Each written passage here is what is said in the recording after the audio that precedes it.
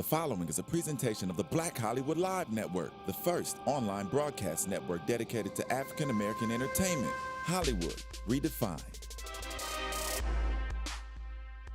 From Los Angeles, California, streaming live thanks to Akamai Technologies, this is Black Hollywood Live, Breaking Into, featuring in-depth interviews with today's most influential entertainment figures, highlighting their tips, tricks, and techniques on breaking into the entertainment industry. You're listening to Black Hollywood Live.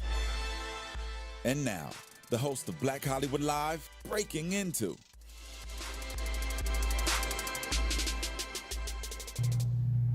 Hello and welcome to this special edition of Breaking Into on Black Hollywood Live. I'm your host, James Law Jr., and I'm a certified life coach.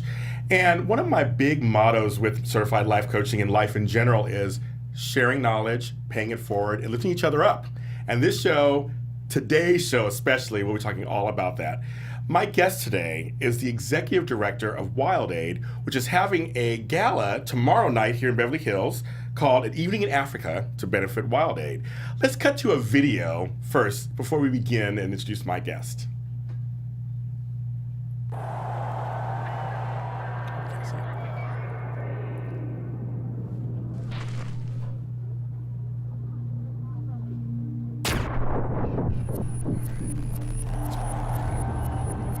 You don't have to be the world's fastest man to beat a speeding bullet.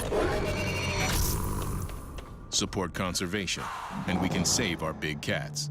When we all come together, we can do anything.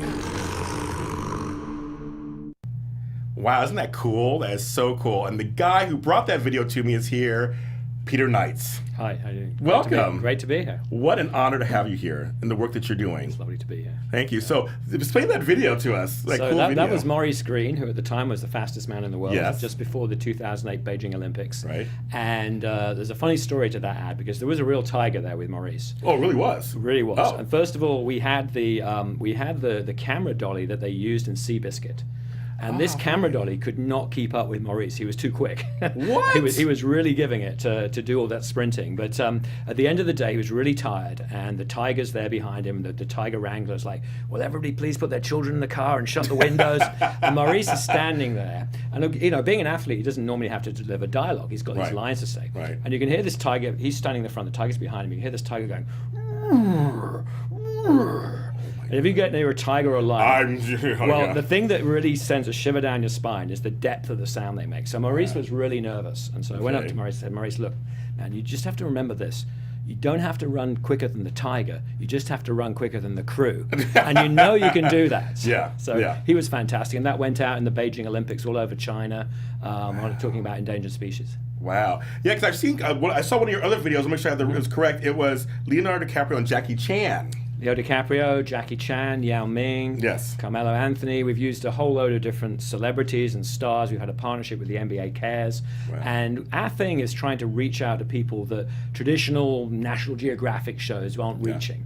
What we want to tell people is not, we need your money for conservation. We need your hearts and minds and your support. And we need you to be aware that when you travel abroad, don't buy these products. You know, you might see some ivory, it might look quite Looks cool. so pretty. And But there's a story behind that ivory. And the sad story is right now, for example, 33,000 elephants a year are being killed for ivory. That's 96 a day. Oh my God. And as well as hurting the animals, it has a human impact too, because, you know, an elephant in Africa is worth about $1 million to 1.6 million in tourism revenue to that country. And so it's supporting local communities, it's supporting education, all this outreach. Yeah. And the poachers are stealing it, and all for some ivory trinkets. So, you know, we really want to just raise awareness with people that when you look at these products, be aware where it's coming from and the process that you're unleashing by buying them, and just don't buy them. Yeah, because I believe that, you know, we're all connected. And so even things you think, you know, and people you don't think you know, what you do is a ripple effect in the universe. It's a ripple effect. And there's the same with endangered animals. So people say, well, you know what, we're protecting a species now called the pangolin, which is a little anteater. Oh, cute. Most people don't even know. It's Yeah, you know what it was. I'm like, okay. super cute. Okay. And they're being literally shipped in their tons to Asia, but Really? they're part of the ecosystem. And if you remove them, it's like taking a brick out the wall. Oh, yeah. It starts to get wobbly and then it crumbles. And we've already seen this in ocean ecosystems where fisheries have collapsed because one fish has been overfished, and you take it out the food chain, the whole thing reshuffles, and often that can be really bad. So it's one about these beautiful and amazing animals. Right, of course. But it's also about the people who are making a sustainable living from it. And then it's also the impacts we're going to have on our entire environment. Yeah, especially in the future. I mean, it's like just we get rid of fishery thing, we get rid of them, then it's like our grandchildren, great-grandchildren. That's exactly it. We're stealing from the future is what we're doing. And, okay. What we've found is that, we've made a huge impact, for example, on shark fin soup in China. Okay. Where Yao Ming led this amazing campaign and 50 to 70% reduction in consumption of shark fin soup. Wow, great. And the Chinese government banned it from state banquets. And what we found is sometimes it's like the grandchildren were saying, in one fact, a shark fin seller had been persuaded by his grandchildren not to eat shark fin soup, and he's the guy selling it. Yeah. Because they're like, this is our future. You're railroading. Right. Yeah. So now, explain to folks at home who may not know, what is Wild Aid? Well, Wild Aid is an international conservation organization, and we're kind of unique because most conservation organizations focus on trying to do anti-poaching and protecting the animals in the wild. What we say is you'll never protect those animals in the wild while there's a strong demand from consumers. Makes sense. And so we have to impact the consumption side. And so we've managed to do this by that message you saw. We've hundreds of those messages with a whole host of stars, Olympic athletes, movie stars, business leaders, Chinese, American, every nationality under the sun we've had supporting this program. And then we've managed to get a tremendous amount of free advertising space in China. Oh, so good. Last year, $197 million worth of free advertising space. God. That's great. It's been fantastic, and that's the Chinese government that supported us. So, we think about public service messages here in the States. We think 4 o'clock in the morning, really obscure, nobody's watching. Right. In China, we're getting it prime time. We have huge billboards all over the airports in China with people like Prince William and David Beckham and all this. So it's really like a campaign, something like Nike or Coca-Cola would run. And the whole thing is just to say, you know what? We all want to conserve these animals. Yeah. Nobody owns these animals. They belong to humanity, and they belong to future generations. And we can't just extinguish that for a few bits of vanity, like an ivory trinket, or in a case of tigers, they were using tiger bone as a medicine for rheumatism.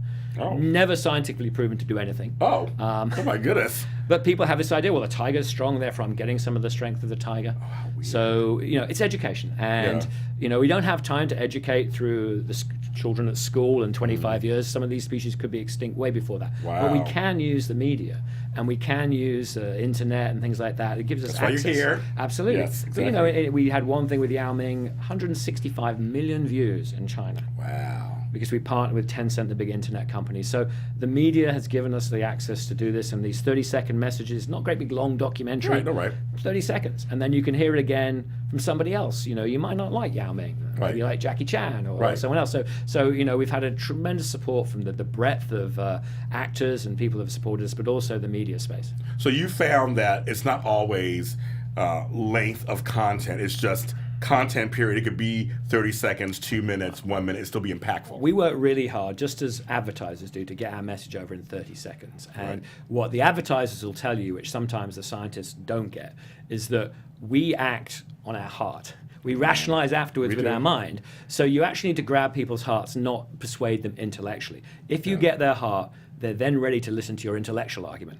And so the key thing that advertisers have realized, and we've tapped into, is get that heart, and then you get the time to make your case.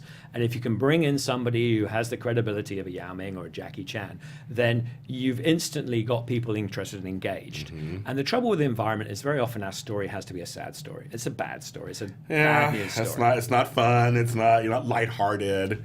We try sometimes to do that a bit, but you've got to engage people first, Right. and then I think and you've got to give people hope, because so many of the stories seem hopeless. There's So like, why bother? Like, why try? People give up. I think that's one of the things we've had in climate change. That people, it's such a big problem, people give up. But you know what? If we start taking great Chinese proverb, every great journey starts with a single step. I totally agree with that. And every one of us can cumulatively have that effect. And so we've managed to see, tremendous results on the shark fin campaign, for example. That's great. People one at a time giving up shark fin soup, and then collectively it has a huge impact.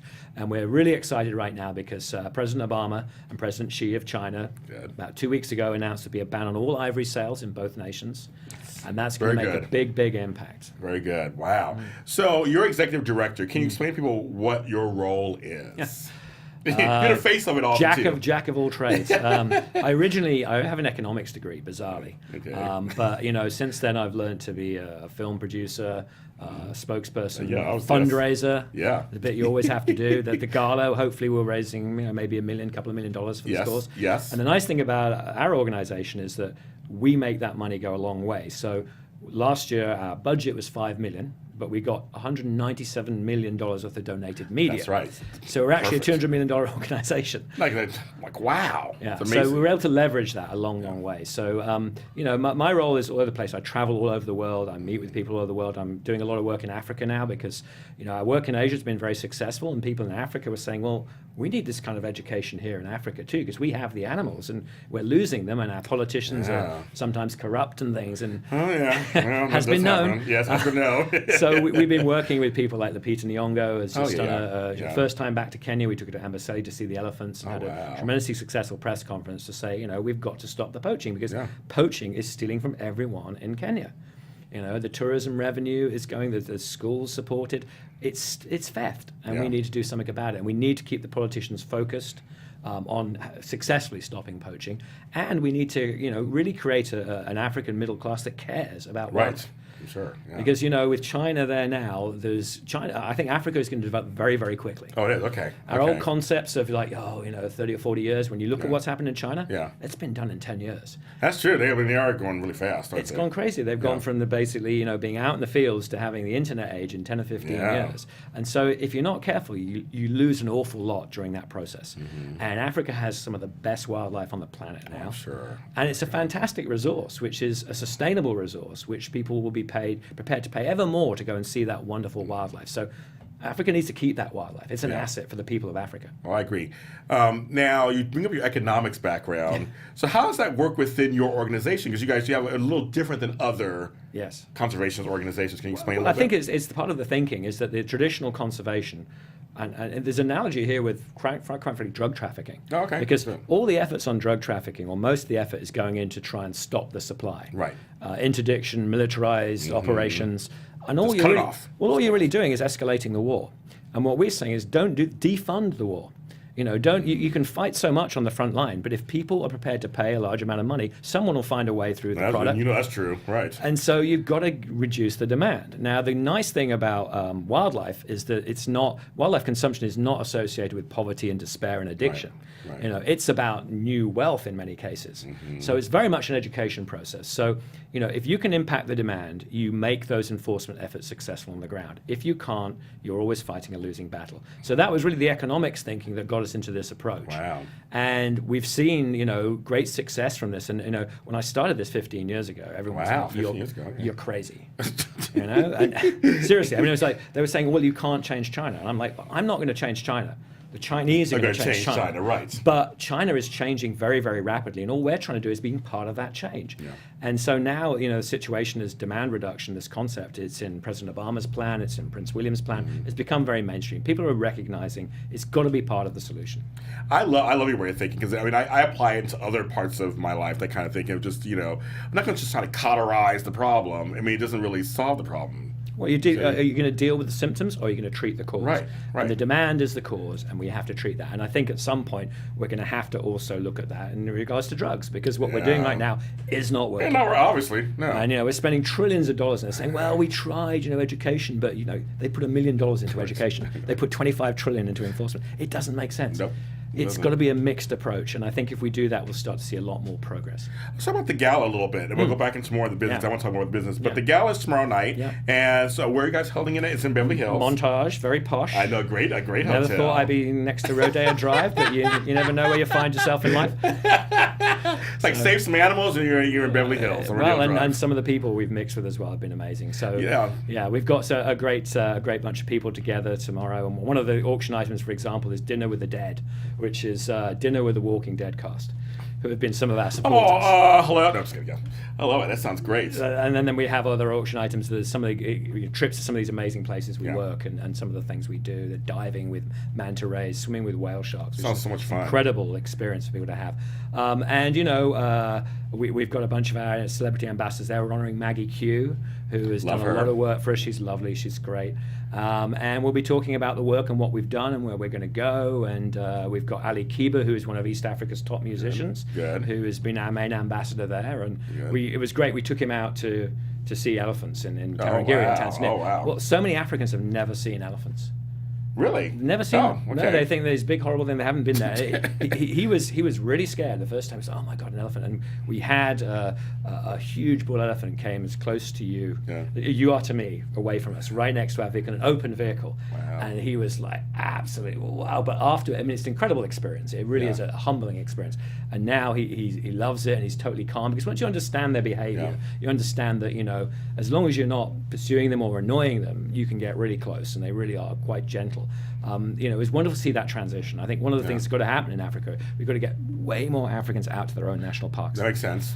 Because it's an awe-inspiring when you see it. And we took a group of religious leaders out there. I was talking to you earlier. Yes. You know, we had fundamentalist Muslims, evangelical Christians, all in the same vehicle coming out to see the wild. You get points for that. Well, and anyway, I was joking. I said, one of you's made a call to the big guy, because the elephants all came out with this amazing sunset, and it was just truly stunning. God. And they've been going out to preaching their communities, saying, don't do poaching, it's immoral, we shouldn't be doing it. And so that's been fantastic too. It's like one of the main things they actually can agree on. Absolutely agree on, and absolutely, you know, support, because they get that it's, you know, it's God's creation that's being destroyed, and also this is a huge asset to help people if we can keep it. Now, do you remember the first time you went out there and saw the big animals, and do you remember your first animal you saw and all that? I remember going to Africa for the first time, and there's, you know, for people that haven't been to Africa, I've worked in 45 countries around the world, and I have to tell you that Africa is many African countries, but it's a special place, and it has a special feeling, and it just feels kind of primeval. You know, when you see like a giraffe wandering along, Yes. like, okay. Oh, it's a giraffe. Okay, sure. But it's just incredible. And, you know, I'm not a particularly religious person, but to me, it moves me religiously to see those animals in that situation. It's so peaceful and so tranquil. It's so relaxing just to sit there and watch, and it really is an amazing experience. Anyone that hasn't done it, I'd say put it on your bucket list. Well, it's on mine. It's on mine. Yeah, and it's not even that expensive these days. It's got a lot more affordable, but it's absolutely magical. We have nothing like it here in the States. God, I'm sure we don't. Yeah. I'm sure. Because I feel like I'm sure it's awe-inspiring. I'm sure you feel the vibration. You feel that universal vibration. You feel it there. To come close to something that large, I'm sure, right next to you, and knowing what human beings have done to these animals, and that we're still in a situation where they'll come and they'll interact with you in a totally peaceful way. It's kind of humbling. Oh my God, I'm so envious, but it's on my list. Absolutely. I have to follow you one of these days. Just go with you over there. There you go. Yes. Now, getting celebrities. Yeah. Right. Because, I mean, I've worked in the business and I book people, obviously, and stuff. Yep. And it can be a little daunting sometimes. So what are some of you guys' approaches to booking and getting people to become ambassadors? I mean, what's some of that process? Well, we've been very, very lucky. Okay. First of all, we have a cause which I think anyone can get behind. Yeah, right. But when I started off, I asked my Asian partner I was working at the time, who would be the best person to lead this campaign? And she said Jackie Chan. Yeah. And sure enough, I mean, no, Jackie Chan is loved all over the world. Oh, yeah, yes, completely. But he's an incredible guy. And I just wrote him a letter, literally wrote him a letter. And I thought, I'll never hear that again, you know. Wow, I like that. 2 days, I got a response. And I got a response back, and it said, Jackie's in Africa. Come and see him now. He's up for doing this. And my God. I had to scrape together my bank account to go to Africa. Wow. And I met with Jackie. We talked, and he's a lovely guy, and he's really into animals. And he said, oh, the one question I have with you, Peter, said, how did you know I was here? It was supposed to be secret. I'm filming here. Nobody's supposed to know. And the day I got your letter, I was actually with elephants and rhinos. And Divine intervention. Well, I said, Jackie, this is fate. We're supposed to do this together. And he said, that's a good answer. And he's been working with us 15 years ever since. And once we had Jackie Chan, everyone else was like, all right, Jackie's in. It's a good cause. And so it gets easier because people know, we've worked with Leo DiCaprio and people like that, Prince William, David Beckham. Yeah. People know when you've been working with those people that, one, you're reliable, you're not going to let people down or embarrass people. Right. You're going to handle their brand properly, etc. So it's got a lot easier. But, they're all very, very busy people. And one of the hardest things is scheduling. Yeah, well, I know that one, yes. Yeah, so that's tough. And you have to be at the beck and call ready to jump at a moment's notice to go and do it. But we've been so lucky. We have over 100 Chinese celebrities.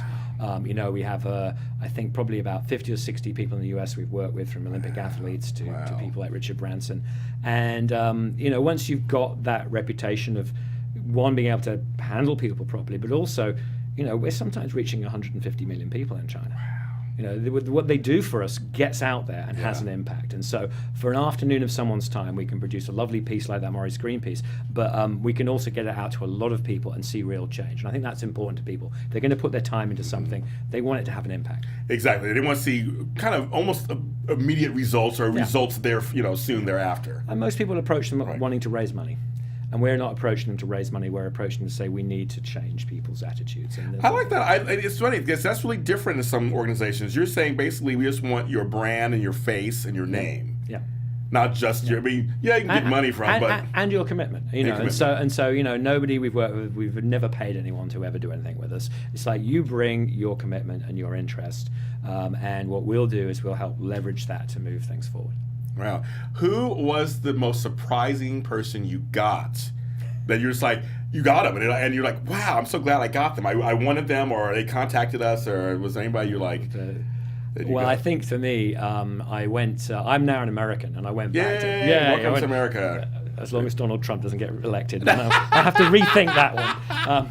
But I went back to England, and I actually had to present in front of Prince Charles and Prince William. Wow. And so that was kind of fun. And, wait, so did you present after you became an American? Yes. So I thought... what a weird... Well, no. So now I've left, they want me back again. So they wanted to get rid of me before. But we were there at the palace and presenting this thing. And afterwards, I had just a meet and greet with Prince William. And he came up to me, and he said, do you think it would be a good idea or useful if I did a message with Yao Ming, and maybe I could get David Beckham to come too? And so I had to really, really consciously pause. Yes. Go. Before I jumped on him and said yes. Yes. So I had to. Sir, I think it would be a really good idea.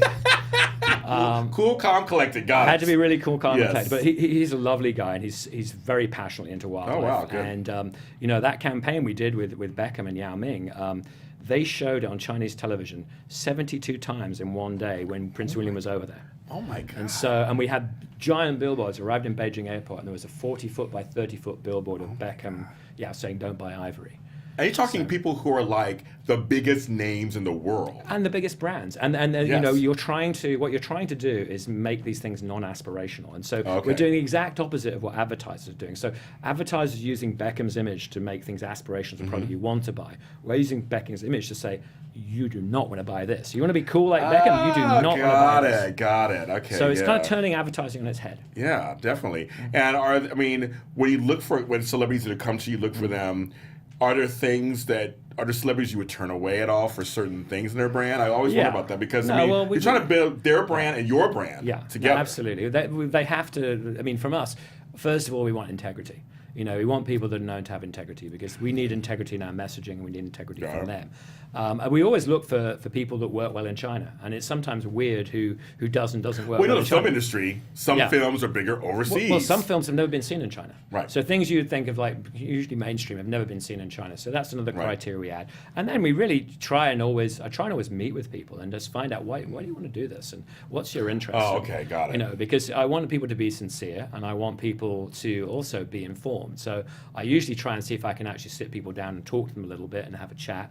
For example, we've done a thing with the Walking Dead cast, and we sat down with Andrew Lincoln, and he grew up, he saw rhinos when he grew up, and he can remember that and stuff. Wow. So then you get the backstory of what their involvement and engagement is, and you can write that into the scripts as well, and things like that. So we've been lucky enough that this is an issue that people can really get into, and the more they know, the more passionate they get about it. I'm like ready to join. I'm like since talking to you before the show, and now I'm like, okay, what do I do? What can I do? And the thing you can do is spread the word, spread the message, because the thing is that a lot of people are going and buying these products without even realizing what they're doing. A lot of these things, although it's illegal to bring to the United States, it could be openly on sale when you go to Africa, or you go to Latin America, Caribbean. Absolutely, there's things like turtle shell, which all marine turtles are endangered, and their shell looks nothing like the turtle after it's been polished and things. But these products are on sale, and if you're in any doubt, just don't buy it. Yeah, I own turtles, so I mean, I feel bad for the turtles.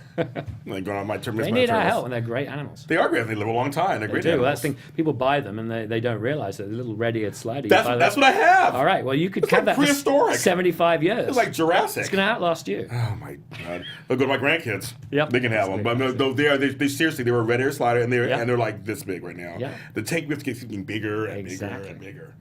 But I love them. We can't get rid of them. Oh, they're super cool. They're really cool. Do you have any, since you're here, do you have any dream celebrities you want to say out loud that you would love to have on? Well, right now we are with our campaign in Africa. You're really We're doing really looking well. for people who will appeal to people in Africa. You Okay. know, so nobody specific, but you know, when you look at it, you know, there's not many people that are Pan-African. Right, it's true. In terms of celebrities and stars. I mean, there's a few soccer players and people like that. Some of them are not always got great backgrounds. Yeah, we know that, yes. You know, Lupita, we're really looking to Yeah. hope that Lupita can be the sort of the Yao was for us in China, Yeah. Yao and Jackie, that Lupita can take that role. She's very articulate. And you know, graceful and passionate, perceived very, you know. smart. She yeah. gets it completely, and she can be a very good spokesperson. And we're looking for those kind of people, you know, and anybody that also plays well in China. And what's been great about China is, you know, we did this thing with David Beckham, Yao Ming, and Prince William. Now, if we just did Prince William and David Beckham, That's one thing, yeah. it wouldn't work as well because Yeah. it would be Westerners trying to tell Chinese what Yes, to do. exactly. But when we all do this together and we're all on the same team, and nobody's the bad guy, we're all the bad guys and we're all the good guys. It's all up to us how to do it. That's the real way we can do it and get people around the world together on this because we all will lose these things. We'll all miss these things. And you know, Prince Charles said it very well. I thought, you know, if we lose these animals, we actually lose part of humanity. It's not just about the environment. It's part of us. It's part of our culture. It's there. And there's no excuse in this day and age why we should let any of these animals go extinct. I completely agree with you on that. Speaking of things like that, on another level, I'm a football fan. I'm a big NFL fan. My team's the Steelers, Pittsburgh Steelers, thanks. Your season of long fantasy football team may be going strong, but you don't have to wait until the end of the whole season, which is like 16 weeks to get paid. Put your fantasy skills to test every week at DraftKings.com. That's DraftKings.com. What happens is you get America's favorite one-week fantasy football site. Just you go there, you do a fantasy football, and basically you get to play there on there. And every week as you watch games, you have these players and different plays. It's a lot of fun. You pick your players, you pile up points, and then you pay cash. That's it. You get some cash if you win. So it's not really, you know, it's different than actually watching football, but it's a lot of fun. I have a lot of friends who do this actually. This is in fantasy as usual. It's called DraftKings, and it's really big. It's really big. So hurry to DraftKings.com. Use the promo BLACK, BLACK, like Black Hollywood Live, BLACK, and to play for free for a shot at $1 million. I could use that. And this week's Millionaire Maker event. So for this week, use the promo code BLACK, BLACK, to win for a shot at winning $1 million. Enter Buzz, B-U-Z-Z, like our sister network AfterBuzz, for free entry now at DraftKings.com. That's DraftKings.com. So it's a little fun thing to do. It's all the serious stuff. It's also have some fun. I like football. So do you like American football at all, or? You got to check out rugby. Actually, you know what? Check out rugby. I was asked to play rugby. Rugby actually, rugby it gets played here, and there's teams and stuff. And I was actually asked in San Francisco, and I was like, it looks a little rough to me. There you go. I'm a big guy, but I was like, but people think American football is this tough sport. But you watch the rugby games, and the World Cup's just been on. It's amazing games, and these guys go for 80 minutes, 40 minutes a half, non-stop.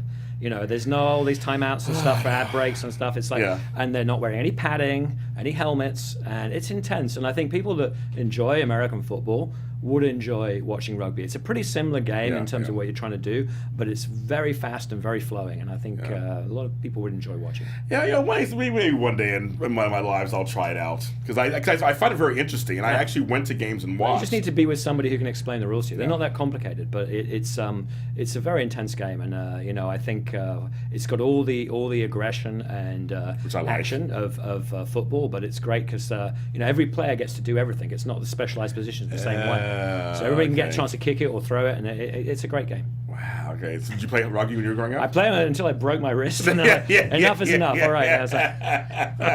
We're done. We're done. So with the actors coming in and doing stuff, Have you had anyone? This is the gotcha question, isn't it? Yeah, just one. I can maybe discreet. I'm not saying no names or anything like that, but just have you had people where you brought them on or they came on and it just really didn't work out?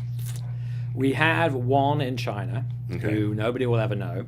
Good. But I'm not using the name anyway. But they did a great ad, a really cool ad, and then I got a note saying, Mr. X has been arrested for soliciting a prostitute. Alrighty. And I'm like, okay, all right. And then I got another message saying, and it was a male prostitute. Alrighty. And then I got a note from his manager saying, actually, he's known this guy for 10 years. And why on earth did he admit to him being a prostitute? Because this guy's his buddy.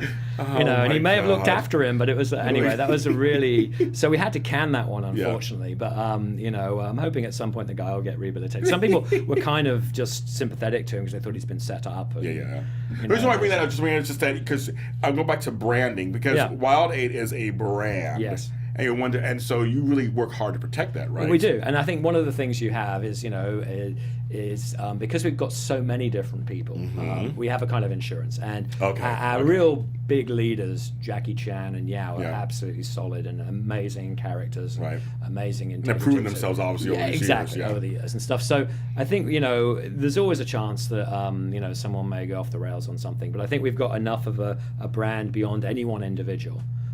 That we're kind of somewhat immunized to that. So we've worked with so many different people, and so many of them are great people and great integrity and really there that we've immunized ourselves a little bit against that. It's dangerous if you're doing one celebrity and that goes wrong. That can be bad. Yeah. What is one piece of advice that someone has given to you that has served you well?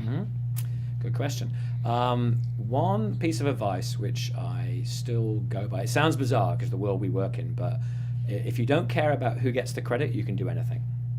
Ooh, I like that. Yeah, so everybody is fighting over credit and name recognition. And when we started this campaign, we said, look, what's important is we want to get people in Asia feeling a sense of ownership of this. We're catalysts, but it's going to be primarily driven by people in Asia.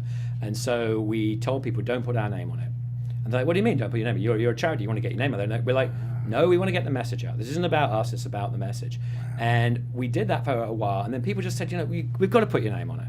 You guys got to have your name on it. You've got to have it. You need to have it. Like, okay, you insist, we will. But it got us established to the point where people were realizing we weren't in this to make money. We weren't in this to promote ourselves. We were about the cause, and that got us a lot of our initial integrity behind it. And I still maintain it today. And sometimes that the conservation movement is competitive. Like sure, yeah. I mean, there's a bunch of them out there. People are trying to grab claim, and it's like, you know what? Do your work and get judged for it. And we're lucky enough that what we do is pretty high profile anyway. But it's been the quality of the work and the quality of people we work with that has enabled us to get where we have. And I think, you will, sometimes it's tough because we worked for a long time and it was very, very hard to raise the money. I'm sure. Very, very hard. And then suddenly you reach a tipping point and people know who you are and they get your thing, and suddenly things take off for you. And the key thing I think is another person said to me, it's like, sometimes it's just about sticking around for long enough. Yeah, I was going to say, yeah. Is that? People in the music business say that. If you stick around for long enough, you get found. You've got talent. You'll get found eventually. It might seem like it's never going to come. It'll sometimes happen. So I think consistency is one thing, and then not worrying so much about the credit, but worrying about doing a good job. Yeah, I believe in the whole staying in your lane. Just keep going forward. At some point, you're going to reach something. Yeah, people are going to come at your crossroads. It's going to happen. If you've got a good idea and a good concept, and you're pursuing it with dedication, you'll get discovered at some point. I love Hopefully that. before you die. Yeah, hopefully, right. Some artists that didn't manage. Right, exactly. So that's a really good point. So how do we? So I could talk to you for like 100 hours, of course, and we have a time span here. And thanks again for being so open and educating us. What is one message you'd like to give to Americans, to Black Americans, Hispanic Americans, white, just Americans in general about this? Well, I think there's two issues. There's only two environmental issues in the world, and that's population and consumption. Okay, Every other issue is a factor of those two together. How funny, you're right. Yes. So those are the two fundamentals, and we need to do something about population globally because there's going to be 10 billion people in the world. There's just not enough resources for everybody. That's going to be really tough, and it can go forward, but we're all going to have less and less to try and survive on. And the other thing is consumption, and here in the United States, we might not be the biggest consumers of endangered wildlife, but we are the biggest consumers of things like energy. And, and climate change is something which is affecting us all. I mean, here in California, we've seen this so badly here with the yes, we drought have. Oh my God, my garden is just like screaming at me. Yeah, well, I always thought, that the tragedy of climate change is it would most impact the poorest people in the world, and therefore the ones actually using the energy wouldn't see it, but we're seeing it. It's real. It's happening. It's hugely happening. We can all impact that in everything we do every day, in our lifestyle choices, in the cars we drive, in whether we walk rather than drive. And here in LA, it's tough to get around. Nobody walks in LA. Well, that's right. Maybe a bicycle or electric car. Right. But everything you buy, you impact the world. You only get to vote every 4 years, or whatever, but you get to vote with your dollar every day. Every day, I like that. And there's things going on like palm oil, for example. I don't know if you know about palm oil, but palm oil, they're chopping down rainforest and basically wiping out orangutans for palm oil production. Palm oil's in almost everything, but there are products you can get without it. Those things, we can cumulatively have an impact and change the way the world is on that. I'm so pleased that President Obama today has rejected the Keystone Pipeline. It doesn't make any sense. It's a road to nowhere. What he did with President Xi has been amazing, and I'm loving President Obama right now. I think he's going out there, and he's, we need the U.S. leadership to lead the world. President Xi and President Obama together can shape the way the world is in the future, and that's the way we need to do. So we need to be thinking about our lifestyles, what we do. If you can eat less meat, that's definitely beneficial for the environment and your health. I have. You don't necessarily be a vegetarian, just think about eating a little bit less meat. It's good for you and it's good for the planet. So there's a lot of stuff that people can do on a daily basis. And on the endangered species, it's really just be aware, especially if you travel abroad. If you look at products and think, I'm not sure what that is.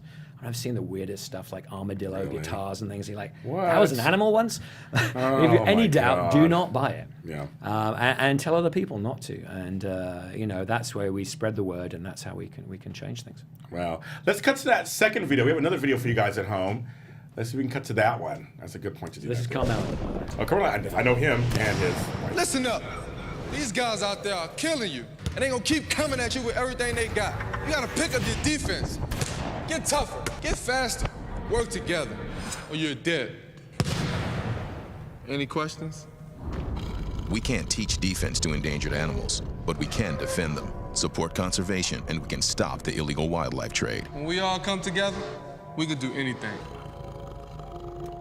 I like that. Classic misdirect, but and Carmelo is great. And so we had a great relationship with NBA Cares. They've done ads, and they run all the time in China. NBA is very popular in China. Yeah, I know that. That's what I do know, yes. Gone out, and that's been really cool. And our relationship with Yao is very deep, and we did a documentary last year, Emmy-nominated documentary about elephants and rhinos. And he actually came out to Africa and stood next to, we stood him next to, sadly, 5 dead elephants in one day. God, it's just so sad. 5 dead elephants in one day, and and he was just devastated. You can't do that without being emotionally drained by the end of it. And I'm sure that came over in the film, and we wanted to convey from a Chinese person's perspective what it was like, and he was phenomenal, and that went on Chinese TV, and we've seen fantastic results since then. Wow. So I asked my guests 2 questions. And the same 2 questions. And so the first one is, 'cause I believe that language is very important. We can talk ourselves out of stuff.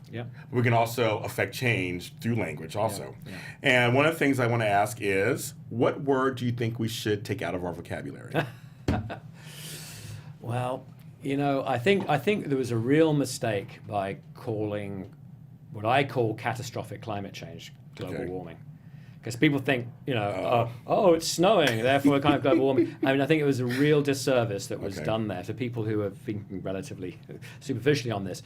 The point is that we're going to get more extreme weather. And that's a result of the planet warming, but we may get colder or wetter. Right. We're just going to get more extremes. And I think that would have helped more people more quickly understand what we're doing to the planet. And if you travel to China like I do, or right now in Indonesia, they're burning all these peat forests, and it's 1,000 miles away. They haven't seen the sun for a month. Oh my God. And it feels like you're standing next to a bonfire. And it's actually 1,000 miles away. When you see that, when you see China, you totally believe that human beings can change the climate of this planet. And so, I think that's a misnomer, which is a sad misnomer. if we could change that and get back to you. And it's not even climate change, because climate change sounds kind of benevolent. Yeah, it does, it's catastrophic climate change. More droughts, more flooding, more of the worst effects of weather. And it's costing us billions of dollars. And as I said, unfortunately, some of the poorest people in the world will suffer the most. Wow. Now, on the converse, what is a word you think we should put back into vocabularies? Oh, wow, that's a difficult one. Yeah. Back into the vocabularies. Yes. I would say restraint on consumption. Can I use 2 words? Well, you can, yes, we tend to be, in a planet that's more about consuming more and more and more, and we are what we consume. And I think, as I said before, consumption is one of the 2. Yes, I totally agree. When you say that, I totally agree. And it should be, my old French professor used to say a phrase, which I used to take, I'm only going to write a short essay, but he used to say, it's the quality, not the quantity. And that we should be focused more on quality of life rather than quantity of consumption. And I think once you take that, life can be happier. I agree. I totally agree. And we can also start to have a reasonable relationship with this planet we live on, because there ain't another one out there. We may find one. It's a long way off. Yeah. I don't fancy Mars myself. I read the Martian Chronicles by Ray Bradbury when I was a kid. But yeah, no. We're living on this gem, and we haven't discovered life anywhere else, and this is gem we're living on, and we are trashing it. I know. And we don't need to. And we'll stand on that. Yeah. Tell the folks in that camera where they can find out more about Wild Aid. If you visit www.wildaid.org, you can see a bunch of our messages, learn more about the organization, get involved. We'd love to have you as part of the team. And of course, you follow us on the Breaking Into page. I'll be posting links and more items on this organization, and probably on my personal page too, James Lott Jr., because I'm completely in. Fantastic. And thank you so much for coming on. It's been great. Lovely to meet you. Complete pleasure.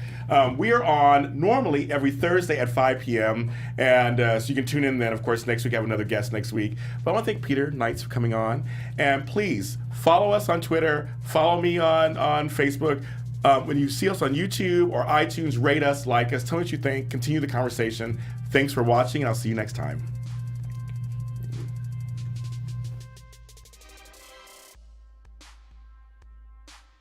From producers Maria Menounos, Dario Kristen, Tiana Hobson, Kevin Undergaro, and the entire BHL crew, we would like to thank you for supporting Black Hollywood Live, the first online broadcast network dedicated to African American entertainment. For questions and comments, contact us at info@blackhollywoodlive.com. Like us on Facebook, tweet us, or Instagram us at BHL Online. And I'm your BHL announcer, Scipio.